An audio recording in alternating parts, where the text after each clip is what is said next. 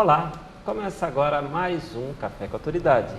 O programa que traz até você, internauta e telespectador, a oportunidade de conhecer um pouco mais sobre as autoridades da nossa região. Hoje uma autoridade especial, aliás, especialista em segurança comportamental, Robson Cupertino. Robson, obrigado por aceitar o nosso convite e trazer aqui para os nossos internautas a possibilidade de saber um pouco mais sobre este assunto. Eu que agradeço, Amaral.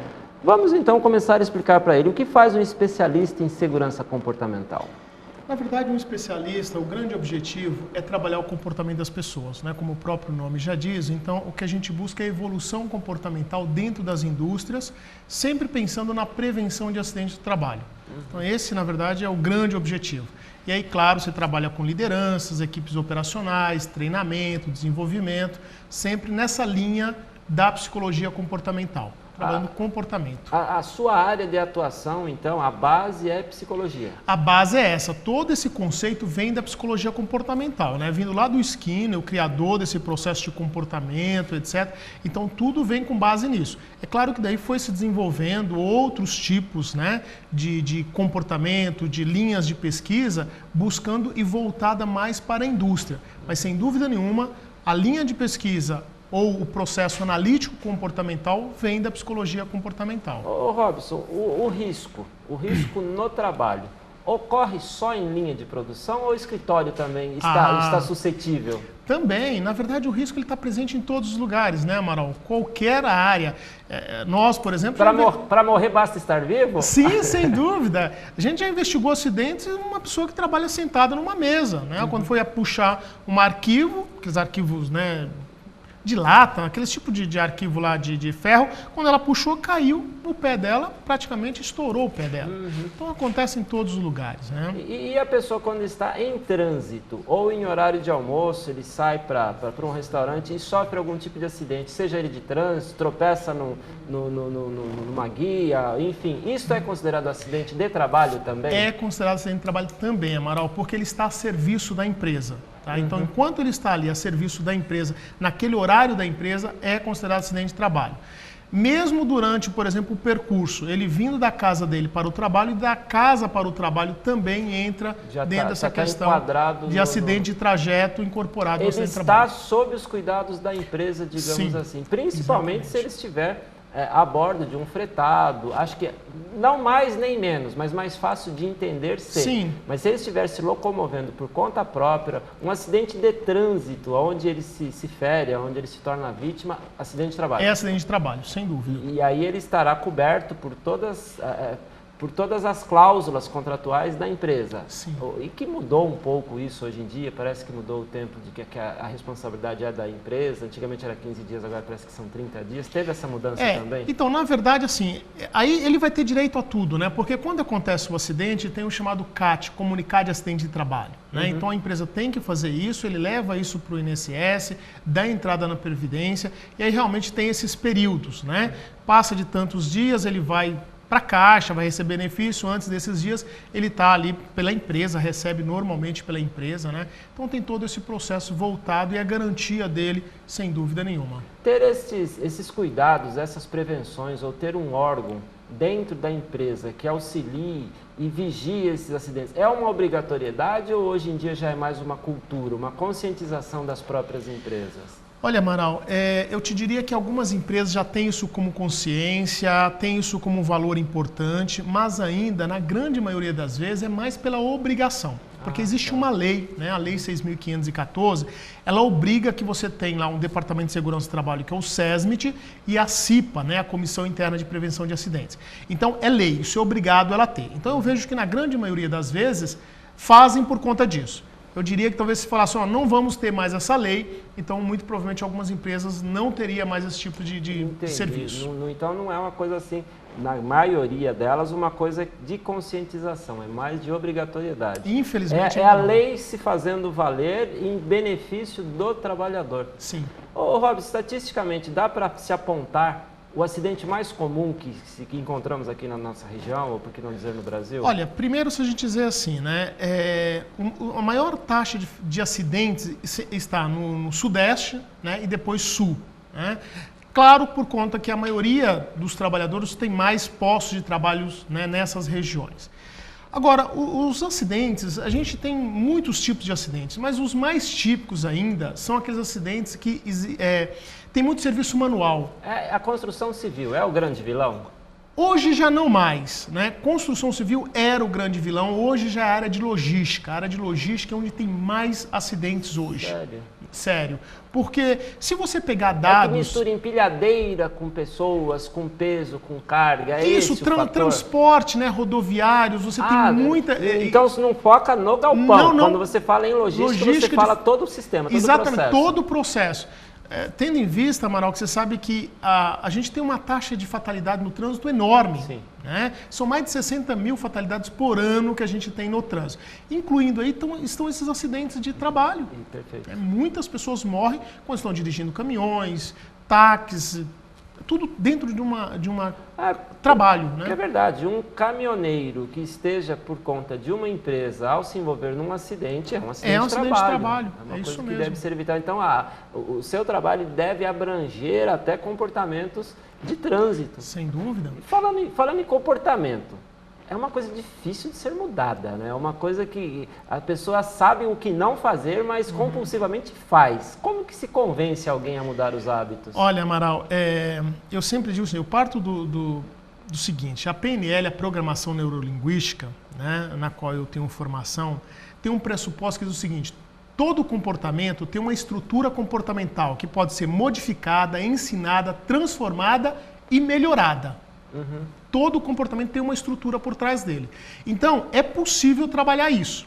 É claro, como você disse, não é fácil e não estou dizendo que é mesmo. Agora, desde que seja feito de forma estruturada, onde você tem programas, ferramentas, instrumentos, isso é possível e eu já tenho visto isso acontecer dentro das empresas. Tá? Então, é totalmente possível você melhorar e até modificar determinados comportamentos, considerando essa estrutura comportamental que está por trás disso. Mas ele passa pela ação robozinho, quer dizer, você tem dificuldade em fazer tal coisa. Então, mesmo contra a vontade, faça alguns procedimentos, mais ou menos igual usar o cinto de segurança, que a princípio era lei, a princípio não, ainda é. Mas hoje em dia, às vezes, para se locomover de casa até a padaria, mesmo sabendo que não vai haver fiscalização, a gente já criou o hábito. Isto é uma mudança comportamental por processo robozinho? Olha, se você for pensar de alguma forma assim, na verdade, Amaral, nós somos condicionados o tempo todo. Nós somos condicionados a comer um determinado tipo de lanche, somos condicionados, por exemplo, a parar no farol, né? Você é condicionado, farol vermelho, verde. Então, nossos comportamentos são condicionados, né? Sempre. Agora, dentro da empresa, a gente tem um trabalho muito mais aprofundado com relação a isso, né? Porque daí envolve uma série de aspectos que a gente tem que levar em consideração, como, por exemplo, o diálogo com o trabalhador, entender as crenças e valores que tem por trás daquele comportamento, quais são os antecedentes dele. Então tem uma série de coisas que a gente tem que fazer dentro desse conceito comportamental, para daí você ir evoluindo, né? E tem-se um tempo para fazer isso. Você falou do cinto de segurança. Ninguém mudou de um dia para o outro, né? Houve uma conscientização paulatina. Exatamente. Então hoje a gente entra no carro, imagino você também, automaticamente você põe o cinto. Quer dizer, já virou um comportamento, né? Ninguém precisa ficar te cobrando mais disso. Né? Existem acidentes, é sabido que aquela história de que um raio não caia duas vezes no mesmo lugar, no acidente de trabalho, no acidente de forma geral, não. Às vezes acontece acidente em situações muito parecidas, às vezes até com a mesma pessoa. Quer dizer, o erro não seria um forte professor pro comportamento? Acontece isso, né? Acontece. E olha, e contrariando um pouco esse ditado, o raio cai em duas vezes no mesmo lugar. Nesse caso, sim, né? Sim. E já teve, inclusive, uma vez nós fomos participar de um acidente justamente com raio. E o raio caiu duas vezes no mesmo lugar e com o mesmo trabalhador. Raio chuva, mesmo. De trovão, relâmpago? Exatamente. Então isso contraria esse ditado, né, que não cai duas vezes. E ele morreu nas duas vezes? Não morreu. Em nenhuma, né? Então o mais curioso é isso, ele não morreu, né? Poxa vida. Mas infelizmente, Amaral, o acidente ele se repete e acontece porque a gente tem um problema muito grande aí, que muitas vezes esse acidente não só investigado adequadamente, não é verificado de fato qual é a causa raiz desse acidente, por que ele aconteceu. Então fica muito naquelas causas superficiais, né? Causas imediatas, e não se vai aprofundar nas questões. O que eu tenho visto por aí, porque a gente acaba sendo convidado para participar como assessoria, né, ser assessor ali durante a investigação de acidentes, e o que a gente percebe, por exemplo, o que chega como causa raiz do acidente? O trabalhador estava desatento, não teve atenção, foi negligente, etc. Então, é muito cômodo fazer isso, né? Okay. Porque você não se aprofunda. Às vezes, quando você está falando que o trabalhador foi desatento, será que é só uma desatenção comum ou pode ter alguma coisa mais complexa por trás disso? Perfeito. Né? Então, realmente, precisamos investigar o acidente com mais profundidade para chegar na causa raiz. Eu sempre digo isso. Se você chegar na causa raiz do problema, do acidente, e você trabalha isso através de plano de ação bem estruturado, e inclusive fazendo abrangência para todas as áreas do setor e aprendizagem, esse acidente, nas mesmas condições características, não deveria acontecer mais. E isso que a gente vê e assistindo nos programas focados nessa área, é sabido que quando há um acidente aéreo, a investigação ela é muito aprofundada, para evitar a todo custo que aquele perfil, aquele quadro, aquela situação, aquela ocorrência ou fatalidade que quase todas as vezes o número de óbito é absurdo, por isso chama atenção. Mas eles têm um trabalho muito aprofundado para evitar. Só que mesmo assim sempre tem um fator novo, tem um fator surpreendente, mas os mesmos erros se evitam. E que passa muito pela linha do comportamento, né, Amaral? Esses erros que muitas vezes também a gente se prende a questões técnicas e esquece a parte comportamental, humana. Né? Então, tivemos recentemente agora esse acidente caso trágico. Assim, que né? não dava para se esperar, né? Exatamente. Mas é importante, então, que a empresa também, em alguns momentos, se antecipa a isso. Sim. Né? Ela poder avaliar, por exemplo, olha, que tipo de risco pode ser manifestado, que tipo de situação pode ocorrer neste caso ou nestas situações. Então, ela se prevê com relação a isso, inclusive com base em comportamento das pessoas. Existe risco calculado ou vocês trabalham com risco? Porque o risco ele é inerente ao que dissemos no começo do programa. Para morrer, basta estar vivo. Qual a linha que divide o risco e o seguro? Então, nas empresas, Amaral, tem uma coisa que a gente chama de graduar o risco. Né? Você verifica a gravidade, a probabilidade e a exposição das pessoas àquele risco. Com base nisso, você vai graduar. É um risco baixo, médio ou alto. E aí, com base nisso, você tem que estabelecer controles. Controles para ou minimizar, neutralizar, bloquear ou até eliminar esses riscos. Então, a gente acabou de falar agora dessa questão de aviação. Por exemplo, uma ação que os Estados Unidos já tinha feito com relação à Germanwings, né, da Lufthansa, que era o seguinte: você não pode deixar uma pessoa só na cabine do avião, sempre duas pessoas. Não é isso? Os Estados Unidos já fazia isso, era uma prevenção, um controle para evitar a manifestação de um comportamento e que nenhuma aviação além dos Estados Unidos fazia. Hoje todos já estão fazendo. Então veja, é um risco calculado, que se previu que poderia ter esse tipo de comportamento e ela já tinha tido essa ação com relação a isso. Ô Robson, eu vou chamar um breve intervalo e ilusitadamente eu vou terminar esse bloco fazendo uma piadinha que disse que num país aí da Europa, hora pois que eu não vou citar o nome, disse que a lei foi que não pode sair um piloto, que quando sair um tem que sair os dois. Fique aí, voltamos já.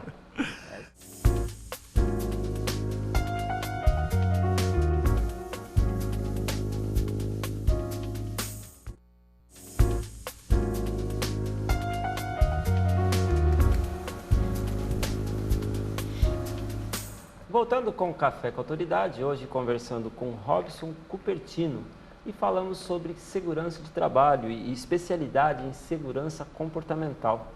Robson, as empresas que têm no seu quadro funcional os empregados de CLT têm maior ou menor dificuldade quando se trata de empresa terceirizada? Você fala em termos de acidente, essas questões? Em termos de cultura, em termos de trazer uma melhor conscientização para aquela mão de obra, como se fosse assim, você é um prestador de serviço, dê responsabilidade da empresa terceirizada. Então, eu faço vistas grossas quanto ao seu comportamento? Olha, excelente pergunta, Amaral. Na verdade, assim, hoje a proporção é mais ou menos de 5:1 em termos de acidentes. De terceirizada. Exatamente. Quando a gente tem 5 acidentes nas empresas terceirizadas, 1 com aqueles funcionários que são CLT. Por que isso? Obviamente que a empresa contratante, a empresa que tem o funcionário como CLT, ela tem um controle muito melhor. ela tem programas, ela tem qualificação, treinamentos, enfim, uma série de coisas que são melhor do que a empresa contratante, a empresa contratada. Implica também ela ter mais gestão, mais autoridade sobre aquele subalterno? Por exemplo, o meu funcionário, acho que até que inconsciente, o meu funcionário eu posso delegar ou determinar algumas coisas e o funcionário da terceirizada é mais burocrático, eu não tenho acesso direto. Será que isso pesa um pouco também? Também isso acontece, mas eu te diria que talvez um dos grandes problemas que a gente tem com relação a isso, se você pegar grandes empresas que têm uma preocupação forte com a questão de segurança, elas também fazem um controle muito bom com os terceirizados. Mas na grande maioria não. A empresa terceirizada, ela tem algumas coisas assim. Ela tem que entregar o serviço o mais rápido possível, dentro de um custo super competitivo e apertado. Então, todo custo. A todo custo. Então, onde que ela vai cortar? Em geral, ela corta naquelas questões que ela acha que não impacta na execução da atividade, no produto dela, que é a mão de obra. Então, segurança no trabalho. Então, ela deixa de investir nisso, especialmente na parte de capacitação e qualificação dos seus funcionários. Então, nesse sentido, essas empresas ficam mais à mercê disso, esses trabalhadores têm menos conhecimentos, têm um comportamento deles é mais inadequado, disfuncional com relação àquilo que se espera. Então, talvez esse seja o maior problema quando se trata dessa questão terceirizada, Amaral. O que dá uma impressão para mim que deve ter um nível, um índice de acidente bastante elevado são em metalúrgicas, linhas de produção de fornalhas, de serras. É uma impressão ou isto realmente é um fato? Não, isso tem, sem dúvida nenhuma. Agora, se você analisar, aquela hora você tinha comentado da construção civil. Hoje, a grande maioria de empresas terceirizadas está muito ligado a essa parte, não somente a parte de construção civil, mas toda a questão de serviço, né? De projetos, obras, etc. Construções de forma geral. Então, nessas áreas, você tem um número de terceirizados maior. Então, consequentemente, você tem mais acidentes ocorrendo nessas áreas, tá? Embora o que nós falamos, logística lidera, porque também a grande maioria também são terceirizados. As empresas hoje não têm frota própria, né? Ela contrata, então ela terceiriza essas atividades. Então eu diria, agora, dentro das empresas você também tem, porque você tem alguns terceirizados dentro da indústria, na área de manutenção, por exemplo, predial, então tem sem dúvida nenhuma acidentes relacionados com essas pessoas. Há tempos atrás eu notava que determinadas empresas adotavam um cronograma, tantos dias sem acidentes. Isto é uma prática e isto colabora para a diminuição de acidentes? Sem dúvida, isso é uma prática, isso é importante, Amaral, porque demonstra como que a empresa está, né, dentro de um período, por exemplo, mensal, anual, o acumulado de acidentes e etc. Isso também motiva as pessoas, né? Porque você começa a demonstrar, olha, nós estamos fazendo bons trabalhos, estamos fazendo bons programas de segurança, isso está reduzindo o nosso número de acidentes, a nossa taxa de frequência de acidentes, então isso sem dúvida é muito importante e as empresas, elas têm um processo que mensalmente elas vão mostrando e trabalhando isso, tanto com as lideranças quanto com o pessoal operacional. O que entra nessas estatísticas, por exemplo, da plaquetinha? Se de repente, pegando um exemplo qualquer, um funcionário devidamente equipado com o seu capacete, com a sua botina, com a biqueira de aço, mas vem um caibro e cai sobre ele e não o machuca. Isto não foi um acidente? Então, na empresa a gente tem algumas divisões. A gente fala assim, o acidente com lesão, o acidente sem lesão. E tem aqueles chamados quase acidentes, né? Então, se não houve lesão, ok. Não significa que você não vai fazer o registro, etc e tal. Mas, obviamente, não teve um acidente com lesão. Então, por isso o acidente ele não vai ter afastamento, não vai ter abertura de CAT então, por conta disso. A plaquinha pode continuar? A plaquinha vai continuar desde que não houve a lesão, né? Não houve o acidente, entendeu? Com a pessoa, né? Um acidente pessoal. Houve o acidente, mas não houve Não aconteceu absolutamente nada. Por exemplo, caiu aqui alguma coisa do teto próximo, mas não aconteceu nada com a gente. Foi um quase acidente, né? Mas não houve lesão, então não mexe naquele número, não entra como um acidente pessoal. Não é estatístico, mas o comportamento tem que ser repensado. Sem dúvida, e inclusive tem que analisar aquele acidente que ocorreu, mesmo sem lesão. Acidente. Exatamente. Porque ele é um potencial. Né? Então as empresas hoje fazem isso muito bem, viu, Amaral? Tem esse processo de registro de quase acidentes para identificar, olha, se nós estamos tendo muitos quase acidentes, significa que a gente pode ter um acidente grave. É uma questão de tempo, né? É uma questão de probabilidade, exatamente. E por que ainda ocorrem tantos acidentes no Brasil e no mundo? Porque falando assim parece uma coisa tão óbvia, uma coisa tão fácil, mas ainda ocorrem muitos acidentes. Muitos acidentes. Olha, Amaral, segundo dados da Organização Internacional do Trabalho, da OIT, são 270 milhões de acidentes anualmente que a gente tem. No Brasil? No mundo. No mundo. No Brasil, são 1,3 milhão de casos de acidentes. Isso resulta em torno de 3 mil fatalidades por ano no Brasil. Isso dentro da empresa. Então, você vê que é um número muito alto. E 2,2 milhões, aí considerando o mundo, são fatalidades. Então, você vê, de 270 milhões, 2,2 milhões são fatalidades. É um número muito alto, né? Muito alto para essa questão, onde na grande maioria das vezes a gente vê que poderia ser prevenido esses acidentes. Eles poderiam ser evitados. Ô Robson, e no caso de um infarto do miocárdio durante o serviço, como é enxergado isso? É uma fatalidade inerente à pessoa ou é um acidente de trabalho? Então, aí tem Vai analisar a causa? Vai analisar, porque ele chama aquela questão de nexo causal, né? Depende da situação e precisa avaliar. Por exemplo, se o trabalhador está ali numa situação e começa a ter uma discussão, por exemplo, com uma outra pessoa, com o chefe, que acarreta, né, aquela situação. Então, pode ser, nesse caso, tem toda uma avaliação para identificar se foi considerado acidente de trabalho ou não. Tá?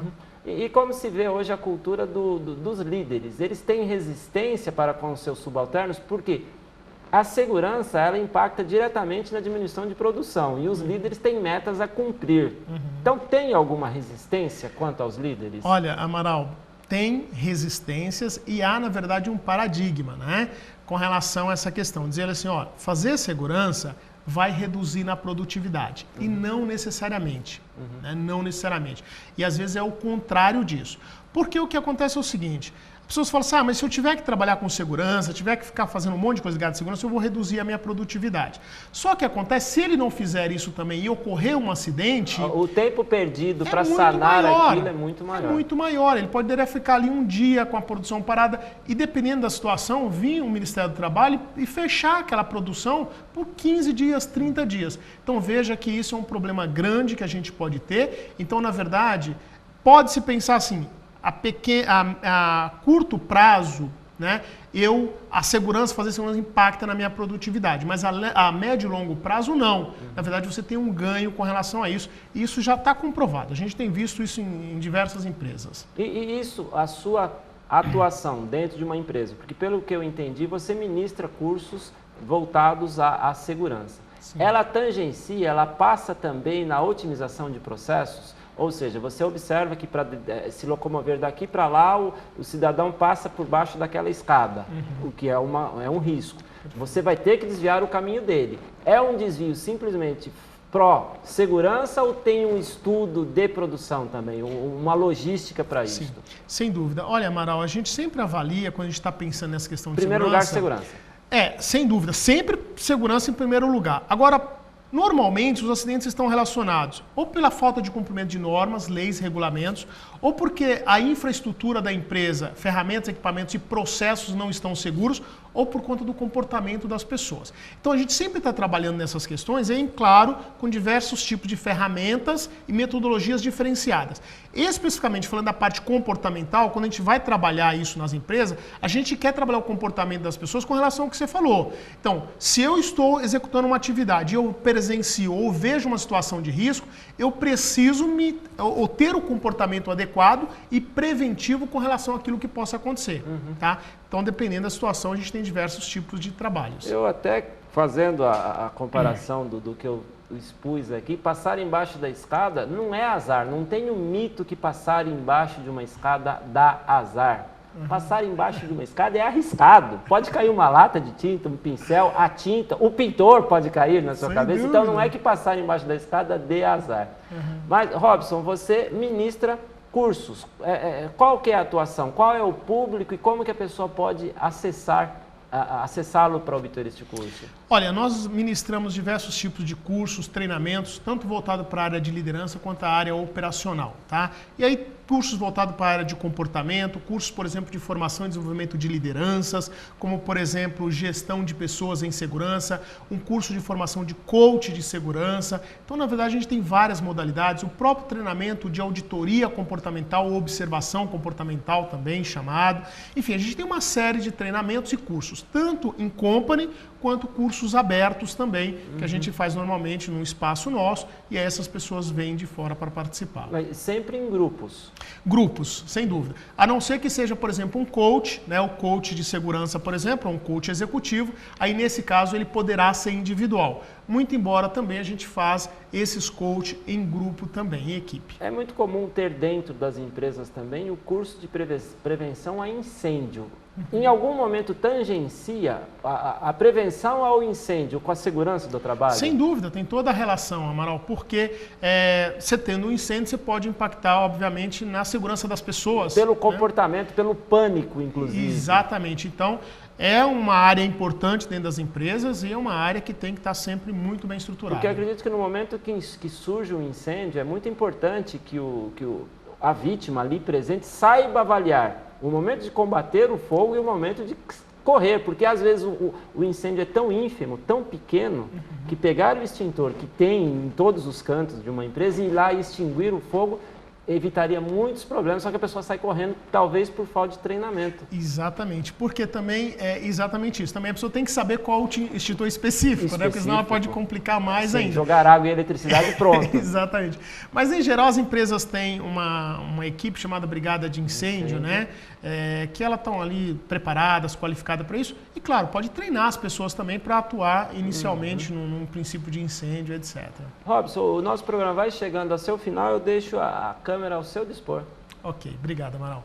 Bom, quero deixar aqui o nosso contato, é o telefone 3297-6460 e o 3482-9675.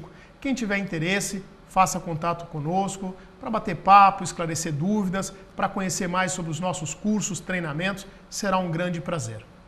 Eu agradeço a sua vinda até aqui, é muito importante termos a oportunidade de levar até os nossos internautas e telespectadores a oportunidade de realmente conhecer um pouco mais sobre riscos, sobre prevenções e nada como contatar um especialista e trazermos aqui para vocês de bandeja, de gracinha, sem custo algum, este programa que é um prazer, uma satisfação muito grande tê-los aqui conosco. O Café com Autoridade vai ficando por aqui, tenham todos uma ótima semana.